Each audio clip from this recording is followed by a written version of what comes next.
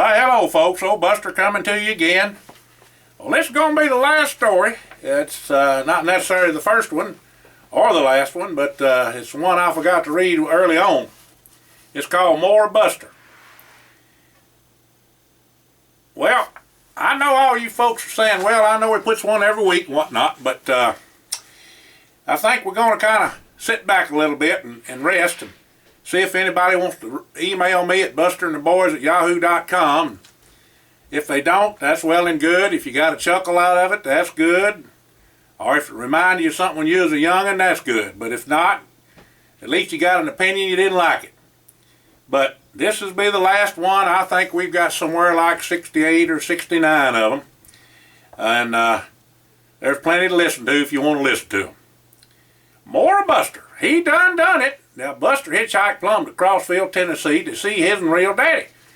Went on up to Uncle Roscoe's house, and Aunt Mamie met him there at the door. Well, Russell was nowhere to be found, but reckoned he would be round directly. He always was. Well, heck fire. Buster didn't have no money, but just struck on out to see whereabouts he come from, and his and people he'd never seen before. He had enough of hearing about them, so he caught a ride in an 18-wheeler all the way to Nashville. And that old boy took him right on into town to the bus station and took out a red light to boot. And Buster caught the bus on into Crossville. Well, early in the morning when he knocked on Uncle Roscoe's door, he said to get on in there and had Mamie fix up a whale of a breakfast. Now that boy was hungry. He could eat. Had a holler leg. Saw all of the young'uns too, his and first cousins. Well, they turned out to be a pickle too, and him and Cecil, that's old Ish, are so much alike, it's plumb pitiful, even though he's 13 years younger than old Buster. Well, after finally beating his and daddy, he lit out to Kentucky to where his and great aunts May and Gertrude lived. Well, Aunt May was in Beattyville, and Aunt Gertrude and her husband, Uncle Melvin, was there in Paris.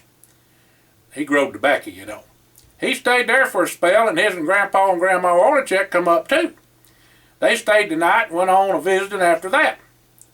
But the story, and no truer one ever told, happened that night. Now I'm telling you folks, this is for truth. I was there.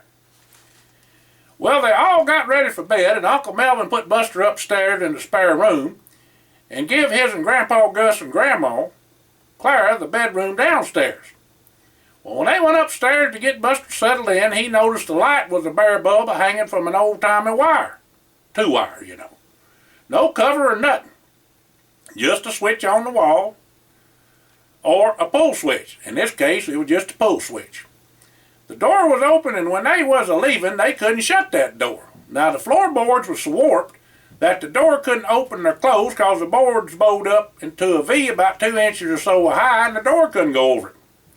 Well, it didn't make no never mind to him, though. He really didn't want the door closed nohow. Well, heat rises, you know, and it was a trifle warm up there. Well, long up into the early morning, he'd say around 3 o'clock, Buster got woke up with a heck of a racket. That dang light was a flashing on and off, and that darn cotton-picking door was a swinging back and forth to beat the band. And on top of that, the shutters was a flapping, and then it really kicked up a ruckus. The old fireplace was bricked up and not used no more, so there twarn't an area opening in that fireplace at all.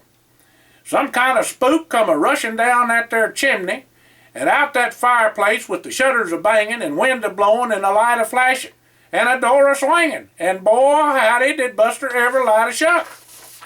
He went down them stairs quicker than you could shake a stick, I tell you, and jumped square in the bed with his and Grandpa and Grandma Orlichek. They went to a-hollering, and Uncle Melvin and Aunt Gertrude come alive and come a-running.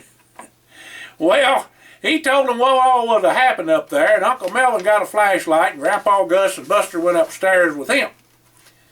They didn't see a thing, but they knowed that burned door wasn't closed, and there she stood on the other side of them warped boards. Well, the wind roared and started them shutters a-banging. Buster told him he ain't a-staying up there and took off downstairs. Well, Aunt Gertrude had to make him a pallet on the floor by Grandma and Grandpa Gus, 'cause he wasn't going to be by his himself, that's for sure. Come to find out, that old house was built over a graveyard, and old Dan'l Boone used to stay there. Buster's cousin Dovey wouldn't stay there neither, and I mean not to this day. They's up in their 70s now. Well, it was always talked about why the house wasn't built down by the road. Well, it was. It was on the old stagecoach road, and Buster used to find old silver coins and laying around out back. Well, Uncle Melvin raised tobacco, like I say, and they went on into Lexington and sold his and crop at the auction house. Buster never seen no tobacco raised nor sold and got plumb into the spirit of calling with the auctioneer. Figured he could do so good as that feller could. It was fun for a while till he got the auctioneer all bumfuzzled. Buster was a-selling the fool out of that there tobacco crop. Well, went on back to the farm and popped a few gophers out there in the pasture with Uncle Melvin's 223. Had fresh cream so thick you could dip it with a spoon and put it in his and hot chocolate Aunt Gertrude done fixed it. She had a mighty fine breakfast now. Well, Buster had a right nice time of visiting his people, but he had a hankering to head on out again. Eased on by Aunt May's up in Estill County on his motorcycle. He had him a 700 Honda. Got him a little Blue Moon to sip on and helped around the place for Aunt May. Now there was the First Christian Church on the property and Horn Cemetery too, where all their people was buried at. Well, Aunt May had him go to services with her just across the road. It was a real nice sermon too by that old circuit riding preacher.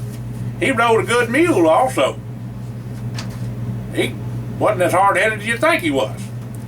Well, Buster's grandpa Lawrence was staying around there, and it was the first time he ever laid eyes on him he ever remembered.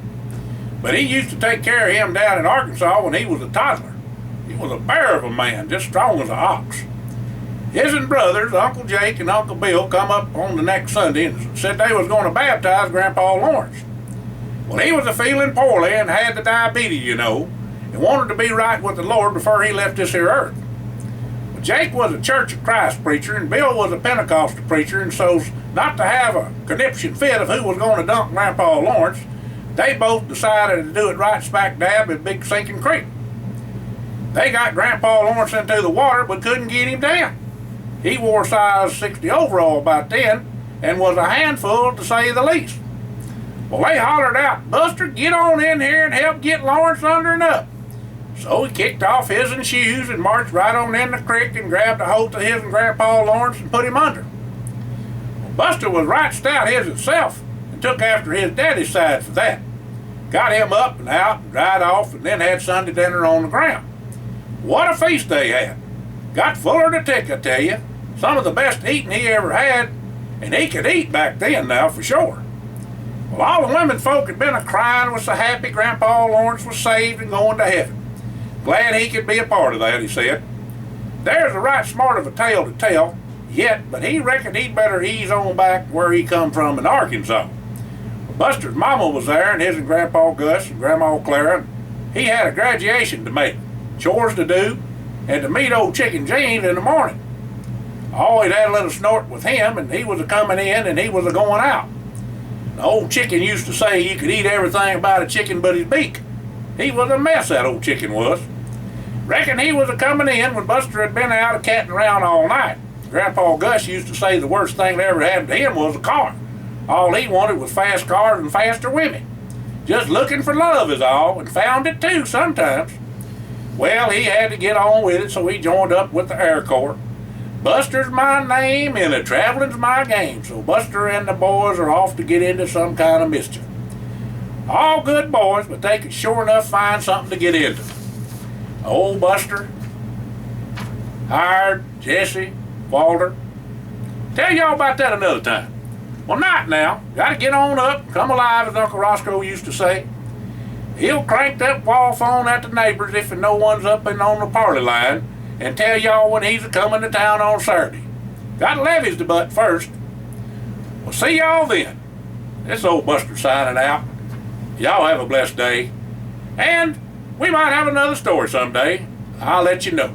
You'll check on the YouTube or get in touch with old Buster at busterandtheboys@yahoo.com. Have a blessed day. Buster signing out. Thank you.